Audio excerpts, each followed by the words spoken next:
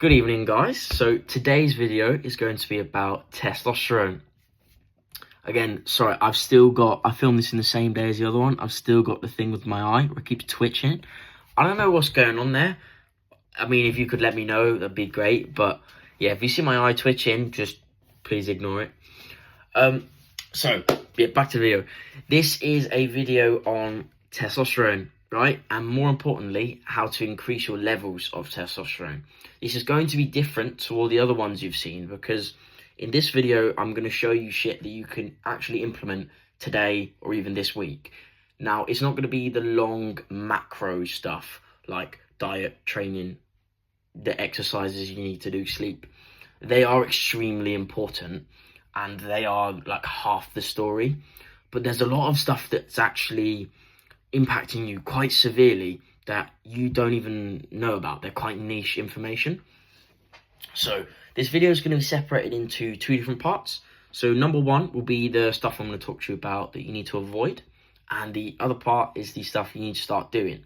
And I'll show you my testosterone protocol, right? Things you can start doing right now that in the next week will boost your levels. Right, let's start off with the things you need to avoid, okay? Number one, soy.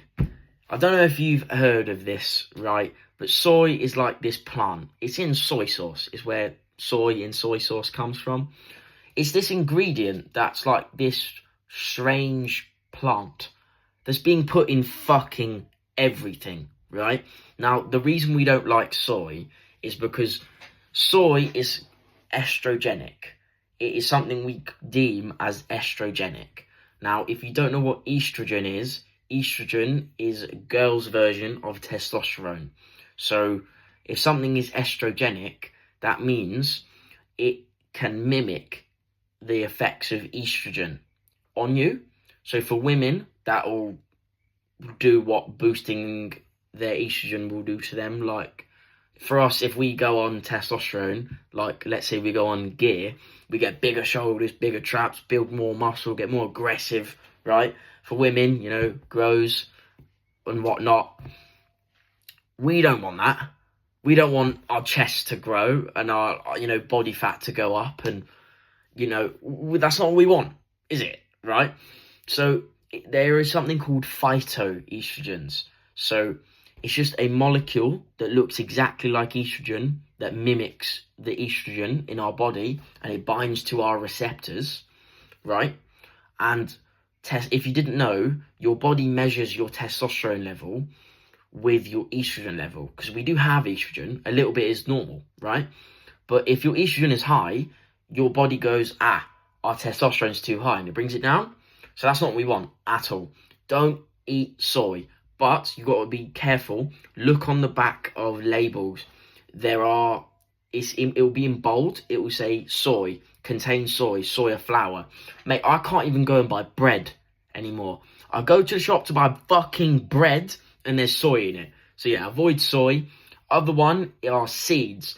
Flax seeds, chia seeds, sesame seeds. Stop eating fucking seeds. You're not a bird, right? Just stop. They are also estrogenic. A little bit is fine. I'm sure there's some explanation. There's nice nutrients in there. Whatever. We don't need to eat seeds. Just get a bun that doesn't have sesame seeds on it. Yes, I know it tastes nice. This includes like fennel seeds or whatever, right?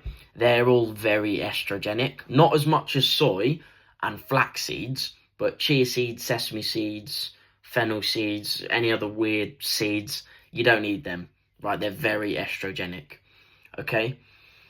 And the other one that's kind of mixed in with that is seed oils. So the reason seed oils are not okay to eat is if you just use this sort of common sense theory, right? Let me tell you what the theory is. Right, so the theory is like a tablespoon of seed oil is like 1 million seeds all mushed into one, like 1 tablespoon, right? If you think those big seeds of that yellow crop, that's all rapeseed, right? Imagine mushing all of that down into some oil, right? Your body's digesting like 2 billion seeds, right? That's when you cook something in a bunch of rapeseed oil. And your body's like, what the fuck is this? When would I have eaten 2 billion seeds whilst evolving? So it doesn't like it at all, and it causes inflammation, other deep issues. It fucks with your endocrine system, your hormones, and reduces testosterone. So that's not what we want, right? So avoid seed oils. Fun fact, they actually used to be engine oil. That's why they were created. They just figured out they're really cheap to make and we can eat them. There you go. The other one is, number 4. The seed oil is number 3. Number 4 is fluoride. And fluoride, you're going to get that in 2 main forms. Now, the first one I'll say is your toothpaste. It's in most toothpastes. It's how people claim we clean our teeth, right? You can get anti-fluoride toothpastes, and they work just as well. I've been to the dentist for the past, 3-4 years. Every time I go, he's gone, yep, nothing's wrong. Got nothing to say, mate. Your teeth look great. And I've been using a charcoal toothpaste, right? The other one where you'll find fluoride is tap water. Now, that is a bit unfortunate because it's in tap water, right? So what you can do is buy a reverse osmosis or a distiller water filter or distillation. Distillation is very expensive to run and install. Like, we're talking up to $1,000 here, and then running it is mega expensive. It's like running a kettle constantly. If you're rich, sure, go with that. But if you're not, you're like us, a reverse osmosis filter is quite good. It's nearly as good as distillation, but they are a bit expensive to buy as well. So you might just have to take the L on that. A good one can cost like £400-500. The best ones are up to like £800. So yeah, make of that what you will. The other one, now this is going to sound a bit weird, but it is very important. Right, so the next one is going to sound a little weird, but it is extremely important. So for number 5, it is having hot balls, right? I know, sounds strange, but bear with me. Right, so there is a direct correlation with testosterone and your sperm count, right? The amount of sperm you have directly correlates to how much testosterone you have. If you have low sperm, you have low testosterone, okay? They are, as I say, directly correlated. So you need to protect your sperm levels, and the sperm is stored in your balls, your boys, right? And a hot bath, so let's say your body temperature is around 37, so a hot bath will be around 40 degrees. Within 3 minutes, half of your sperm can die because it's too hot. That's why your balls are actually external. They're not inside your body. It's because they get too hot, right? You need to keep them cool. Now, how do you go about doing that? The number one main way to do that is to just not have a hot bath. Now, you can go in a jacuzzi every now and again. Like, you know, I'm not against that. But when you shower, just don't directly blast them with super hot water, right? For me, I just try to keep the hot water on my back and then turn around, just cool it down a bit. It doesn't have to be like cold, because that's not pleasant either, but just cool it down a bit. So, you know, lukewarm, it's not hot, burning your balls. That's not what you want, right? The other one is your boxers. You can get boxers that are designed to keep them cool. And I know it sounds strange, but it's very important. And speaking of boxers, I'd like to lead into the next topic, because boxers again are involved. This is to do with polyester and plastics. I know, this fucking sucks, right? I'm sure you heard that men's sperm count and testosterone has been declining over the past 20-30 years, right? These are the reasons why. Plastic, fluoride, plastic is everywhere, right? Plastics release phytoestrogens and are estrogenic as well. So that sucks. The best way we can go about combating that are cutting boards. We want our cutting boards to be wood or metal. I think you can get glass ones. And boxers, mainly. Boxers are very important. You don't want them to be polyester. You want them to be cotton. Cotton, bamboo. just make sure they're not a synthetic plastic material, because that's what polyester is made out of. Elastane's okay. That's rubber. That's like that's what makes your clothes stretch. Too much of that I know is bad, but I know that a little bit is okay. Okay. The other one that is quite big for plastics that you can replace is your water bottle. So my one here is metal. Okay. So drink out of a metal bottle, because when it gets hot, these plastics get hot, they release more phytoestrogens. So that's why hot boxes is a double negative. It's a double whammy, right? You see how it can all build up, right? And then the last one, which is very important, is your bed sheet. What's quite frustrating for me is I thought that I was sleeping on a bed sheet that was made out of cotton. Check the label, polyester. So make sure you get a cotton bed sheet. And for the most part, they're like the 80-20 of the things that are the most impactful. Cutting boards and your like kitchen utensils, water bottle, bed sheets, boxes. Okay. And the next one is having your phone in your pocket. So oh goodness me, I'm not keeping track of these numbers very well. Number 7, right? Now, again, this is going to be like, Kai, what are you talking about? Your phone in your pocket. So unfortunately, when your phone has mobile data and Wi-Fi and Bluetooth on, it is receiving a signal, and that gives off a slight form of radiation called EMF radiation. And this can also occur when you're working on a laptop and you've got your laptop just sat on your lap and you're working like this. That's not good either, right? So that EMF radiation, because your phone will be in your pocket right here, that's really close, right? And it can cause your sperm to become literally retarded and or die, which is, again, not what we want. All of that decreases the crap out of testosterone, right? And the last one I'll mention is table sugar and or strange syrups like caramel corn syrup and all that crap. You want to avoid them, okay? So when it comes to stuff to avoid, we've got number 1, soy. Number 2, seeds. You're not a fucking bird. 3, seed oils. 4, fluoride. 5, keeping your balls hot. Number 6, I've done it in a different order. I've written this down in, so bear with me. Number 6, table sugar and syrups. Number 7, your plastics. Number 8, phone in your pocket. You can have it in your pocket if you put it on airplane mode, okay? So for stuff to avoid, that's all. Okay, so that is the stuff to avoid. Next, we're going to move on to what to start doing, right? So these are the things that are going to make and culminate my testosterone protocol. These are 7 things that you can do today. They're not too difficult to do, right? And they're the highest leveraged ideas, right? So number 1 is eggs, okay?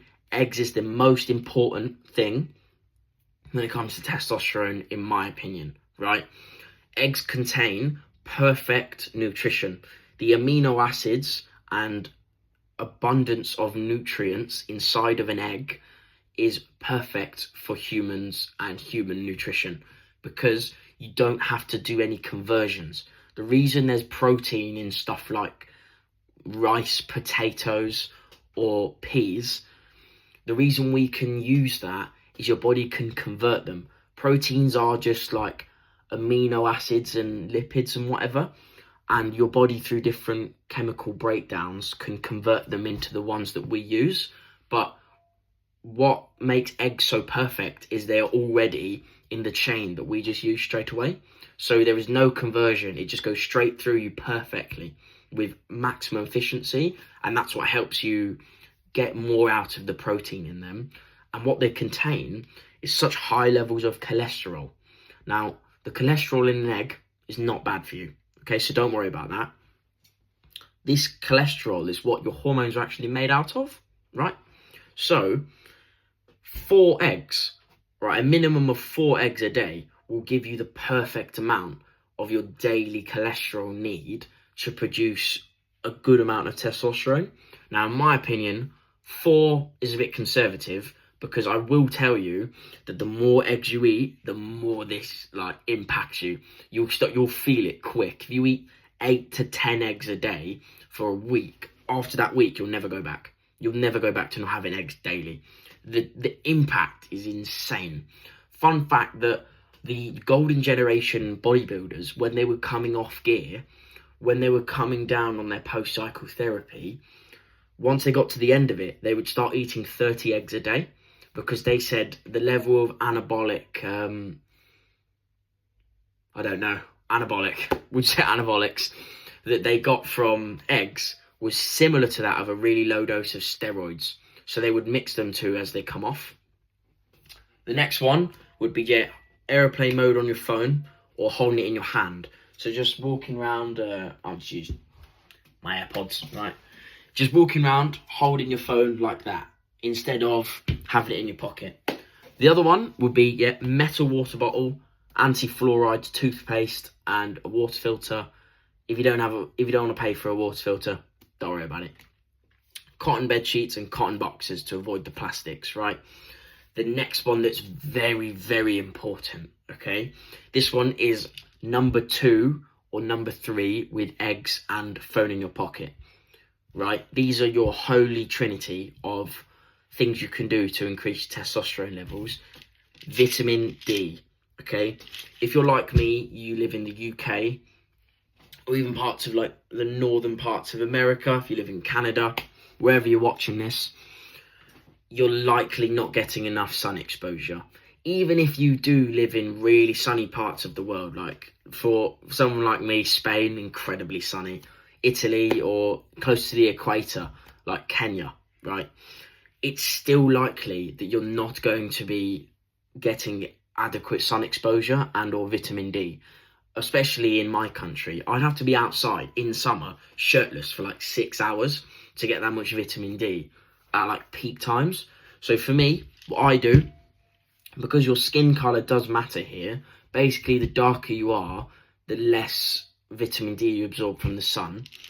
I have 8,000 I use a day. So that's 2 of these, because one of these is 4,000. If you're white, you can get away with 4,000. In my opinion, you can go up to 12,000, 10,000 a day minimum. I have friends that do 12,000 a day. They're white. You'll be fine. Just the only things you don't want to overdose on it. If you're a black lad or woman, goes out to you as well. This will help your hormones as well. 10 to 12,000 is also going to massively boost your testosterone.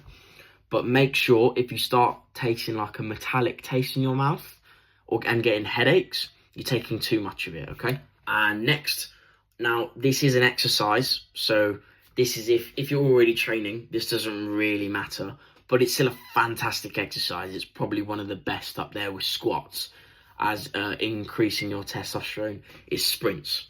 Now this shouldn't replace weight training, but it's a fantastic thing to go alongside it. And the next one is sunlight. Now, I know we've spoken about vitamin D, but there is something unique about sunlight.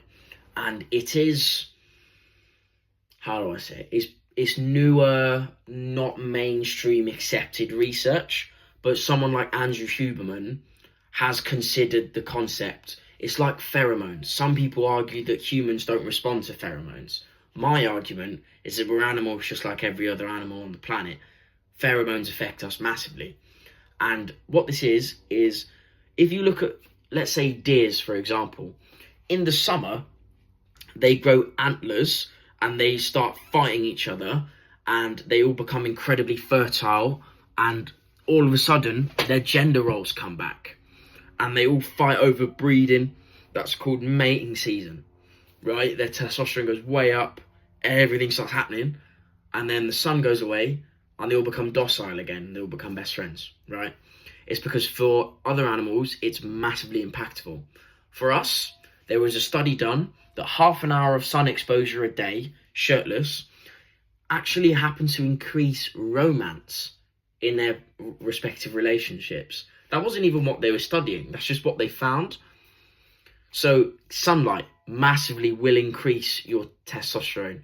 This one is anecdotal. It massively affected me when I started getting a lot of exposure last summer, right? But something that also comes with this benefit is the circadian rhythm and light viewing, right?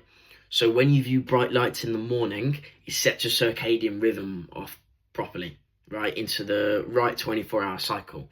So when you wake up, you view a really bright light, your brain goes, it's time to wake up, right? Sorry, my eye is doing that twitching thing. Excuse me. And you can replace that with a SAD lamp. I do actually have one. I bought it for the winter. Where is it? Here we go. So this is a SAD lamp. When you turn it on, it goes incredibly bright, and 5 to 10 minutes of that can mimic the sun.